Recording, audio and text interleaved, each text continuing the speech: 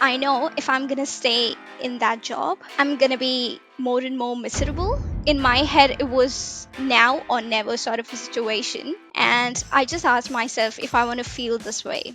I quit that job. These are the skills that I can monetize. Basically, you are your brand. Like we're reaching 2025. If you have to stand out, build your personal brand. Attention is currency. That's what I've learned.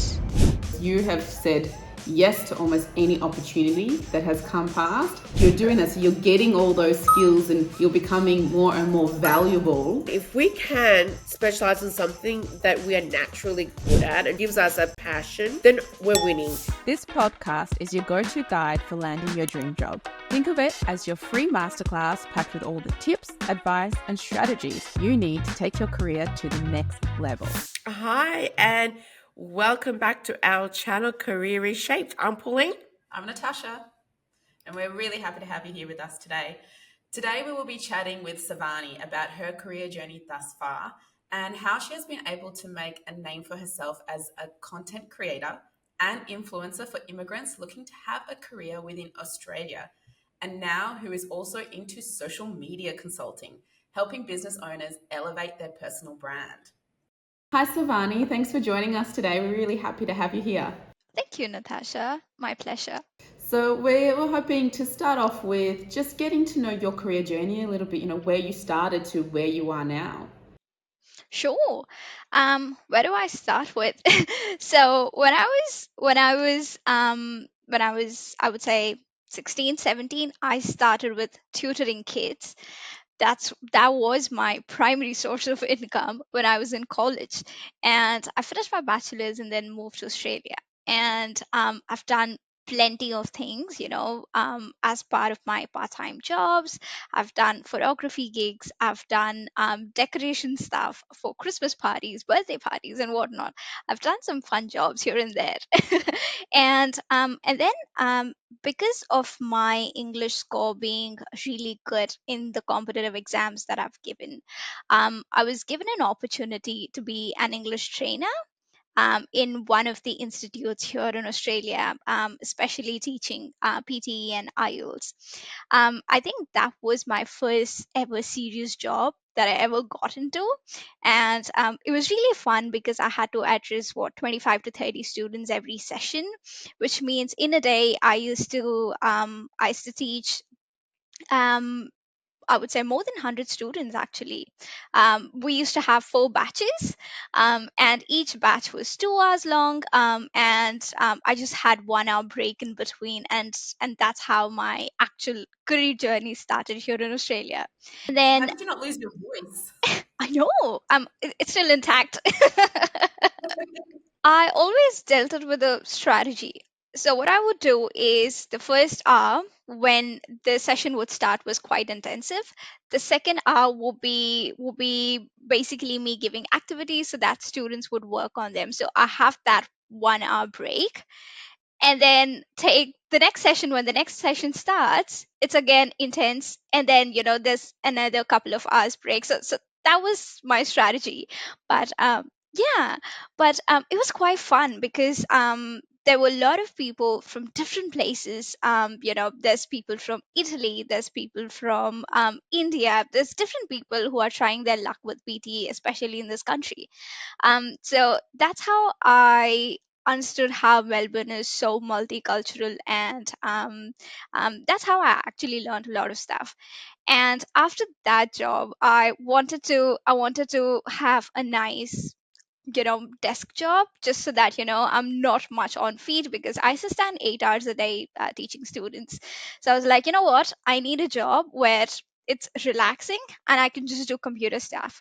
And because my background is in masters in information and technology, this was all in my part-time stage. um, Nobody gave me an actual IT job, definitely because of my work hours as an international student here in Australia. And I went into administration. I realized in order for me to have great skills, especially communication skills and any Microsoft Office suite and all of that, though I knew them, I wanted to know how that's being used in office environment pretty much. So I found a job for myself as an administration officer, and I worked there for 1.5 years. I understood, okay, this is how office environment here looks like, because for me, it was quite new. I never knew what's the work culture here in this country. I knew how it was back in India, but again, it's two different countries. You just can't compare apples to oranges. And then once I had pretty much that idea, okay, this is how work culture looks like. This is how, these are the boundaries that people follow here, especially in this country. And then by then, my student visa turned into a temporary graduate visa, which means I had full time working rights. And that was when I got into a proper IT job. And not too soon, I realized it's not for me.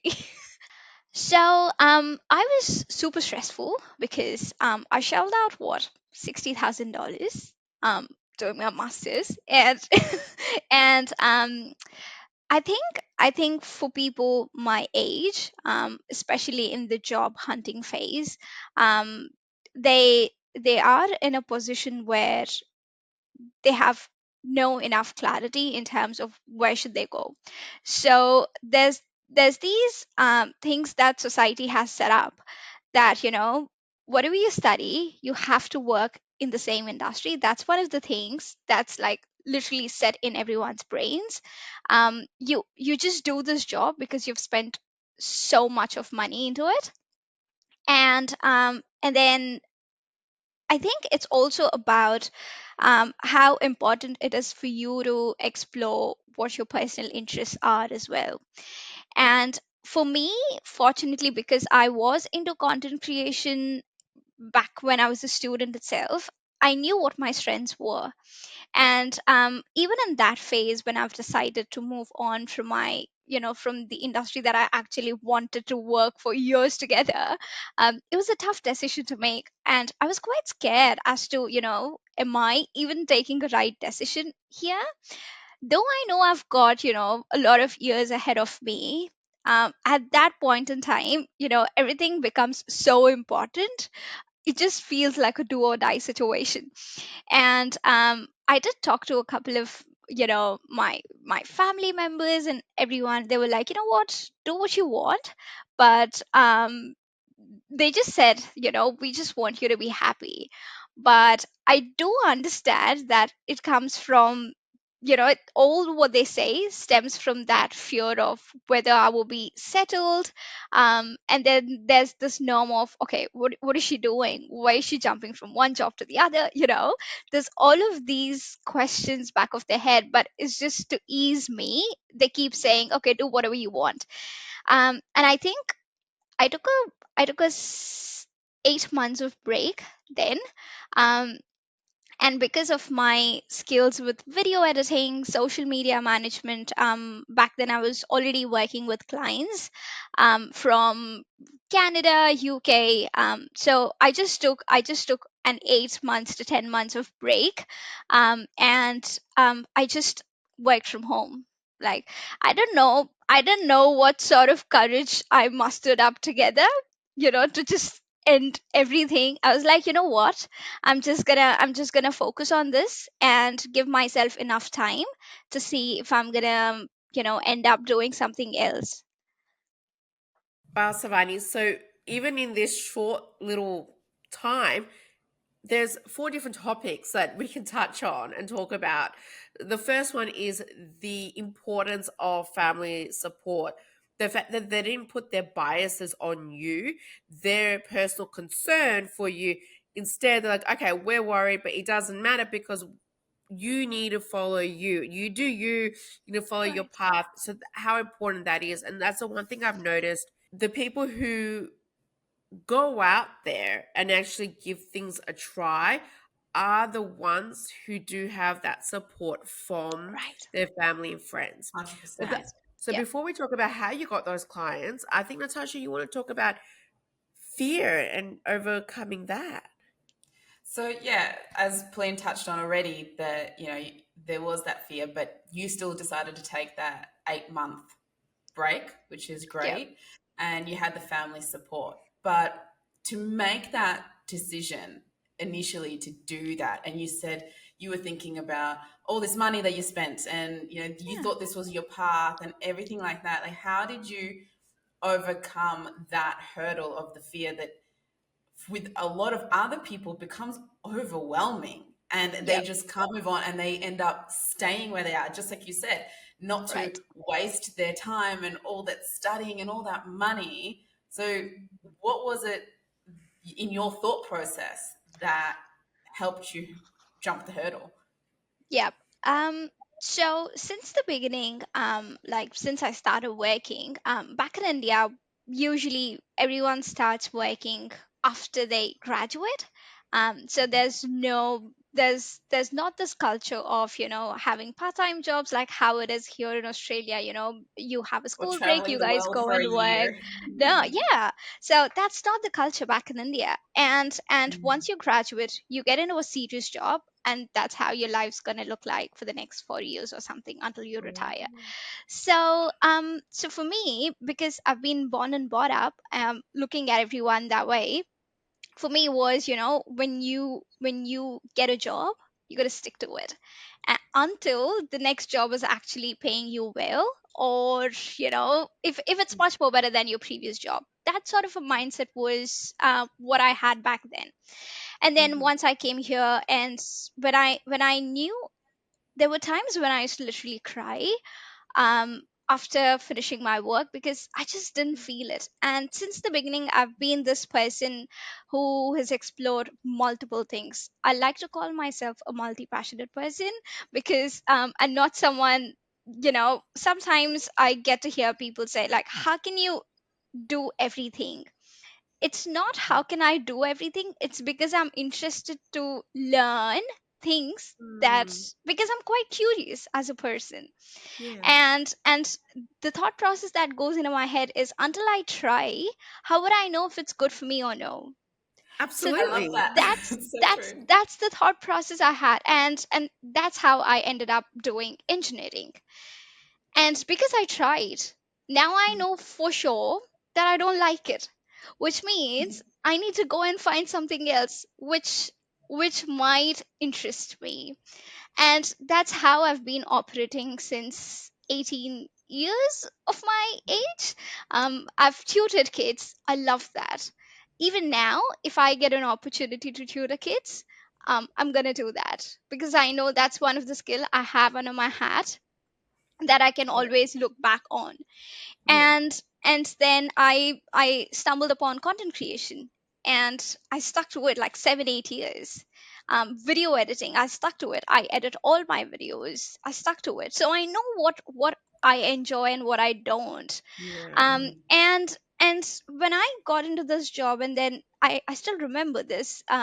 So I got into a car, and then I called up my mom. I was crying, and I said, look, I want to quit this job. I know financially it's absolutely a blunder, but I just can't do this anymore. It's so stressful. I feel I'm just wasting my time. And mind you, I was just 23, okay? But So like I was Glenn was saying with her So you're redundancy. already so self-aware at 23. You already knew that yeah, I'm not going to stay in something that's so toxic it was for me, yeah, it felt as if it's just drawing my energy every day, like every single day. And then my mom was like, there's nothing much that I can say, but if Mhm. it's making you feel really worse, you already know the answer, and that's why you called me. So Yeah. I'm not going to tell you to change your answer. um but she also helped me. She also told me, that she can help me with finances, but, well, me being me, I don't wanted to take that help. And I so because I'm kind of, I knew I'm gonna be in this position, because I got into the job not so happy, because I got into a job because for my visa stuff and all of that. And I had some savings, so I had some savings for about 1 to 2 months. I had that cushion to lean back on. But once you start spending money, and there's no source of incoming finances. Like that's gonna be done in like a day or something. um Easy. so Yeah. so I've taken a decision. I quit that, and then I've decided, look, I actually wrote that in my diary. So these are the skills that I can monetize, and these are the soft skills that I actually can utilize in order to monetize these skills. Um, Mhm. and then what I did was I watched a bunch of YouTube videos. This is again touching back on how I got clients as well. Mhm. And then if I know I'm that kind of a person, like if I have that willpower to do so, and because just like in my head, it was now or never sort of a situation. Mm-hmm. I quit that job, and the reason how Natasha, you asked me, how did I overcome that fear? It's because I know if I'm gonna stay in that job, I'm gonna be more and more miserable. And I just asked myself if I want to feel this way. Definitely the answer was no, because that's how I called up my mom, saying that I'm no more interested in this job. And for me, career was really important. And I imposed all sorts of made up fears in my head that, you know what, I don't have a specific career path. What am I even doing? Like, I'm doing thousand other things. Like, I'm getting money. I'm doing financially good, but how? Don't ask me. It's not through one source, it's through multiple sources.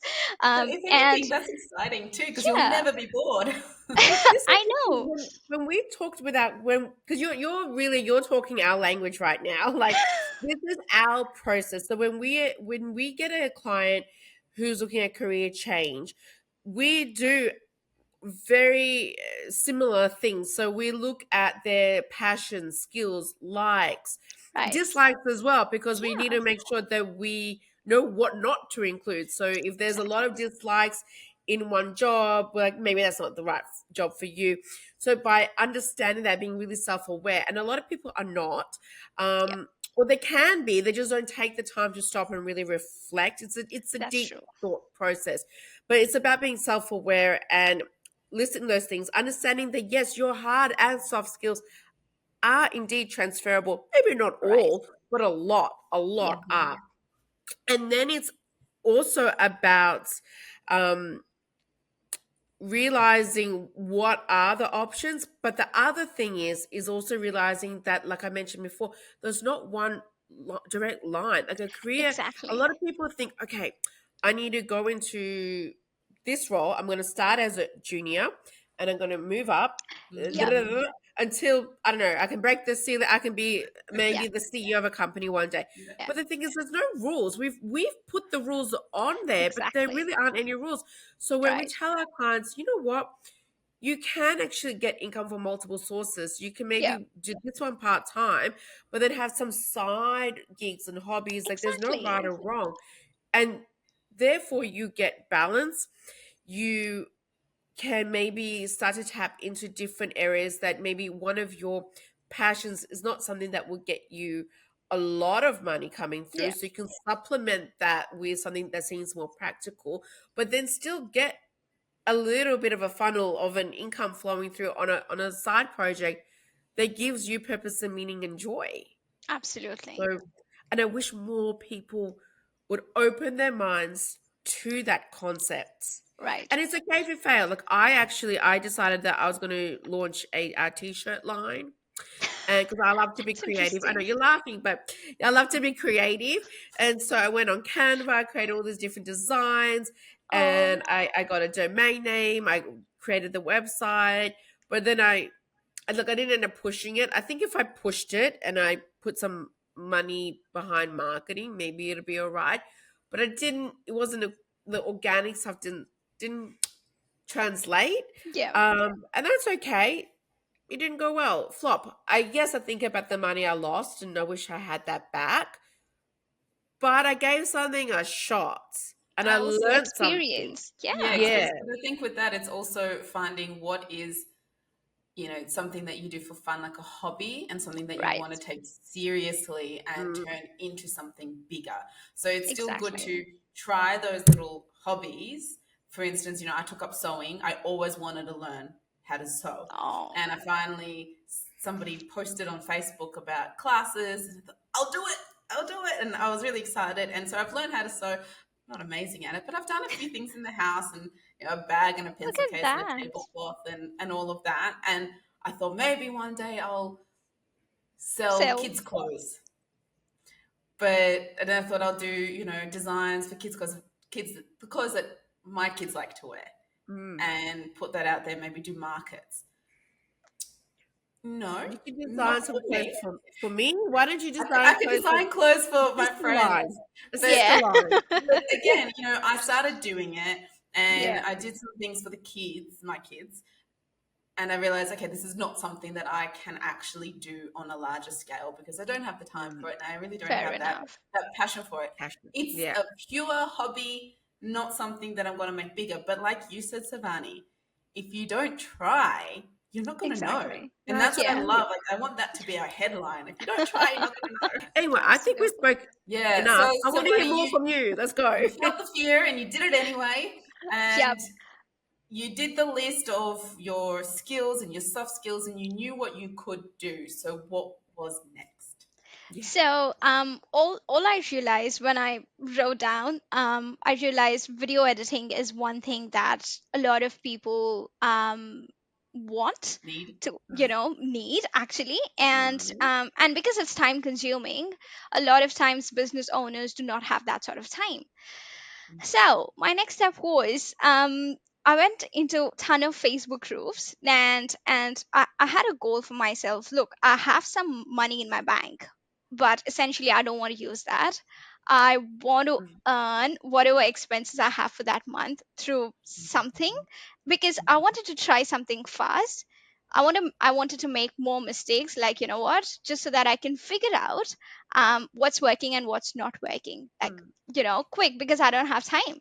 And I went in and I spoke to a bunch of people on Facebook, and then I came across this course creator. She was looking for a video editor for her course, and she developed this. I think it was a meditation course, and that was, and when I spoke to her, I closed her, and she the first, I think she gave me $800 for it was 5 hours of course that I edited for her. She loved it, Wow. and she made a lot of sales for that course, and then I was actually shocked.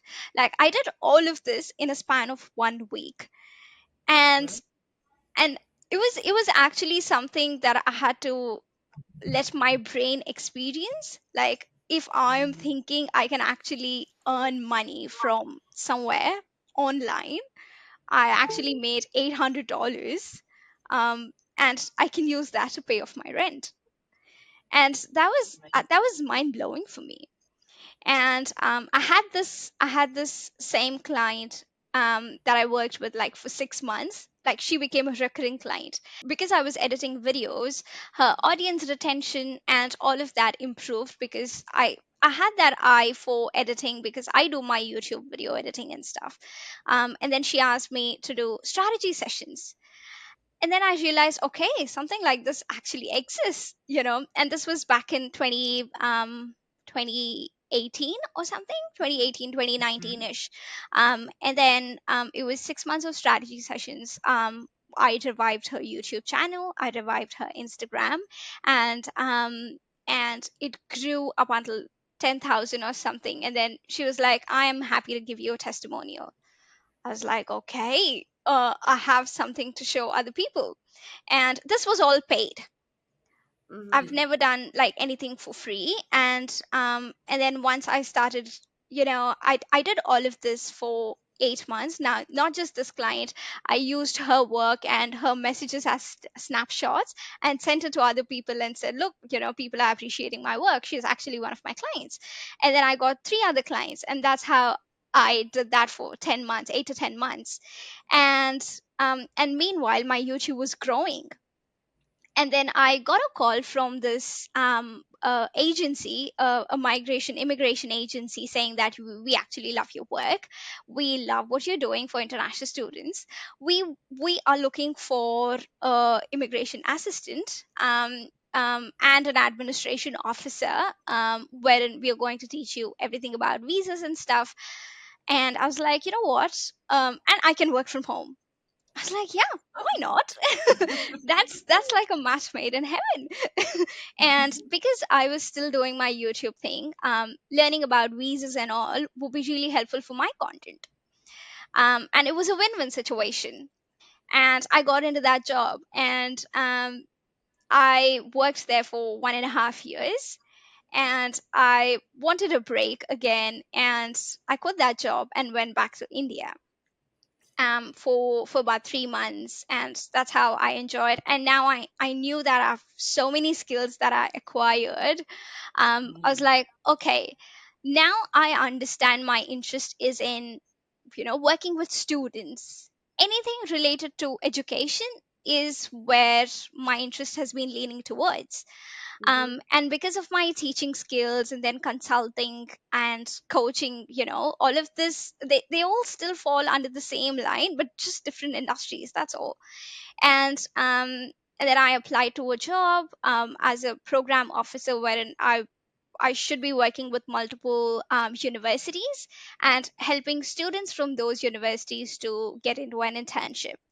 And it was basically work integrated learning area, and I worked there for 1 year. And then I went into RMIT online. So I think that was a point when I understood, okay, higher education is my thing. Like, anything to do with students, let it be international, let it be domestic, anything to do with education is where my interest lies. And then once I, even with RMIT online, it was a 10-month gig actually. They said it was for a maternity leave cover. It'll be just for 10 months.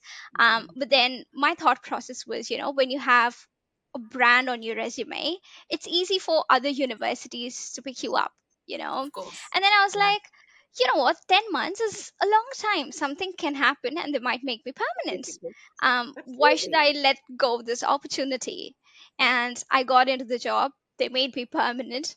1.5 years later, I'm still working there. So, and during all of this process, all that I understood was, though I was dabbling into different things, there was still a commonality to it. Like, there was one common factor that made me stick to that particular job or that particular gig. and Mm. and now, instead of working with international students, I've taken a pivot, and I've been helping businesses and other students, in fact, in terms of their career and in terms of their personal brand. And now I understand how something that, how they say, you're numb to your own knowledge, what you know, you think Mm. that it's pretty much common sense, but it is not actually. No, yes, absolutely. What you might have in mind may not be exactly how you have it in mind, but it's still the same thing. So, for Exactly. example, Right. I wanted to write a book. That was a dream since high school. I have not written a book per se, but I have written guides, like, There you go. multiple guides and blogs and newsletters. I am writing now. I still have the dream to write a book that is still there, but I've at least been able to utilize something that I've always wanted to do into my work. And I didn't realize that I've written, because we call them ebooks. So Right. technically, it's like, oh, kind of not exactly the same, but it's not like I haven't been able to tap into that area at all. It's not like Yeah, I don't write. I write every day. I just didn't exactly. realize it right away that I am a writer, maybe not in the traditional sense as an author, but I write written content for others to read. So there we go. Exactly. So Yeah. You just don't realize those skills. You don't. It's Yeah, many people overlook these things. They just see the core, like right. of their job, the main, sort of the meat of the job, but they don't realize all the other things that goes beyond that to Absolutely. create that core. So, mm, Your career journey, in a way, started in education, started with the Yeah, tutoring, and you've exactly. kind of come full circle. And throughout your journey, you've had a hint of it here and there, but from what I understanding now, you've kind of come back to that educating people with your Exactly. career, the content and the editing, but the strategy classes and the Right. workshops that you do. And you've also, I've noticed, especially on your LinkedIn, you're also giving advice to others on career as well, and how to make certain changes and their brand. So not necessarily, finding a career journey and telling them what careers they should do, but promoting themselves and their brand, and by doing that, finding their Right. path and knowing where to go. So can you talk a little bit more on that? Sure. Well, we're in 2024, and you know, back then there were a lot of companies out there. Back then brands mean just companies, okay, like big organizations, like a lot of famous organizations. And now basically you are your brand. And when I've given interviews, people actually looked at my social media content, and Mhm. they told me in the interviews that we're 100% sure that you will be able to support our students because we can see that you've been doing that since ages. Yes. And when an interviewer decided to tell that to me in an interview, I've understood what sort of an impact I must have made, yeah, putting out myself out there. Hmm. And I think in 2024, like we're reaching 2025, if you have to stand out, you have to, build your personal brand. Yes. Even if you have a small business or a big business or no business, you need to have that brand for yourself. Hmm. And until you and basically attention is currency. That's what I've learned, Yes. right? And Hmm. if you are unable to get anyone's attention, you're losing there. Like, you're not going to make sales, or you're not going to stand out. If you Mm. have no business, you're not going to stand out. And if you have a Hmm. business, you can't make money because you don't have anyone's attention. And that's how all the social media platforms are just, craving for that attention. LinkedIn has bought videos. YouTube was a video platform and is a video platform. TikTok is a video platform. Snapchat also has videos. Instagram has videos. Like, what the hell's Everything. going on? Like, everyone wants your attention. Yes. And just imagine, when everyone's out there on social media or on different platforms, I think it is important for us to understand how can you be different. And that's where personal brand comes into the picture. So, with what you're saying, now 2024 going to 2025, and it's all about your brand and selling yourself. So, is this something that you would say searching for work right now in the job market? I know you're also focused on businesses, but if you're thinking about individuals right now, is this something you would say that they really should be focusing on as well? I would say yes, because at the end of the day, when someone's giving you a job, when an employer is giving you a job, they may not be giving you a job just for the skills. Personality hire is a thing, which means we can understand, like, how much that is important, how much personal brand is important. And which is why what I always advocate people is just how much you are on Instagram and YouTube and on Snapchat, you're supposed to be on LinkedIn as well. Just treat it as a professional platform. Put in your opinions, put in your thoughts, and that's how everyone would understand. And let's say, for example, if you're putting out an unpopular opinion that actually strikes a chord with a lot of them, who knows, you might go viral. You Yeah, never know. you never know. Yeah, but I think that's where everyone ignores LinkedIn. And well, I was in that phase when I ignored LinkedIn as well, Mhm. until I came across a stat which said 95% of people on LinkedIn do not post weekly content. If they Mhm. happen to post weekly content, they would have 4x profile views than others. And that actually blew my mind. Like, we are going into platforms where we are craving for everyone's attention, but there's a lot of saturation, like Mhm. YouTube, Instagram, other platforms, TikTok. Mhm. But why aren't we paying attention to a platform where the platform wants to give you attention, but you just don't want to put in the effort and work? And Yeah, Absolutely. headhunted as well. You could be happy with where you are now, but who knows what other opportunities can come to you without you putting effort looking for it, just because you've engaged and shown yourself as a professional in your industry.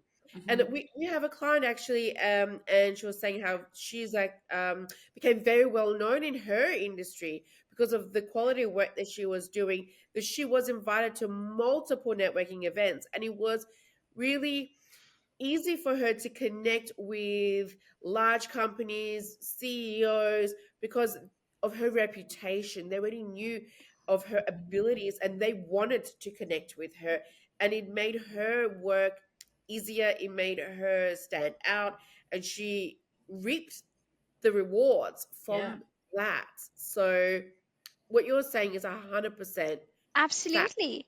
Yeah. Because even last year, I got my first gig as a um, blog writer. I was basically a writer through LinkedIn. And I was like, okay, so it means LinkedIn also can help us land clients. That's when it hit me, Yeah. Oh, yeah. because I've never thought about LinkedIn that way.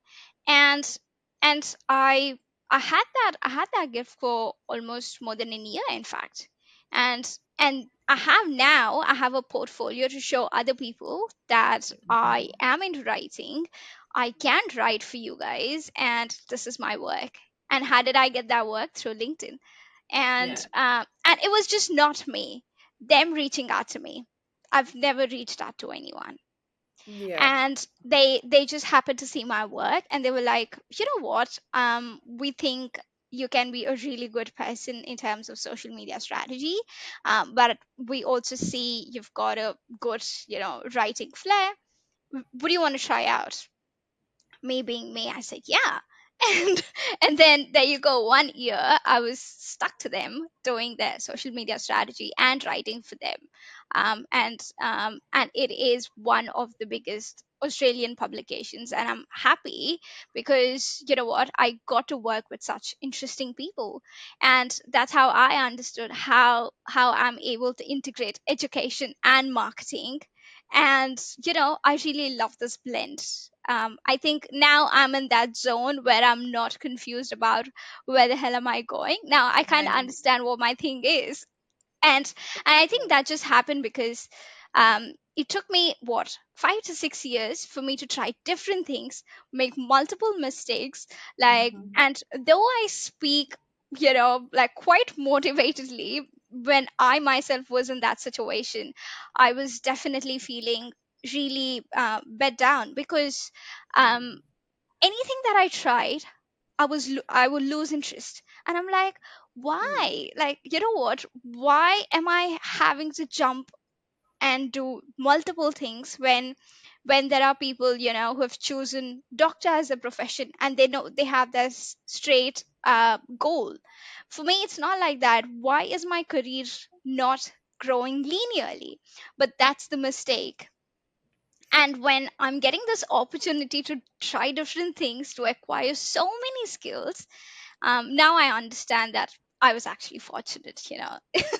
Yeah, that's so good to hear. I'm so glad that you're at a place now where you're really happy and you've found your balance. So I Right. guess what I'd like to, round this off with is what is like the top tip or top tips, maybe if you've got a few, that you would give to people watching today about how to overcome that same journey as similar to yours, or aren't sure, have multiple skills? What advice would you give them? One of the things that I would say is everyone has something valuable to give out, and everyone. I can't even emphasize this enough. And it's just you who needs to identify that. And if you're struggling to identify that, go and ask people around you as to what do you do good, what do you do things in a better way as compared to them. And I would just say slow down and see what are the things that you think are part of your routine but are actually the skills that you've acquired. So every job, no job is smaller, and every job has something or the other that can give you. It's just you who needs to identify that and put it in the right direction. But that's all It's I've so got to true. say. No, but that was great, and it's exactly what we tell our clients as well. We ask them, let us know all the jobs you've done, all the Yeah, little details of the jobs that you've done, because you would have a particular skill that you've developed to be able to do right. that. No matter how mundane it may seem, it's helped you to be able to do that. So thank you for that. That was amazing tips, Absolutely. amazing Oh, advice. thank you. Well, Sarvani, we thank you so much for your time. We My really pleasure. appreciate the time you've spent with us and the amazing advice you've given our listeners. It's been a fantastic chat today. It was great.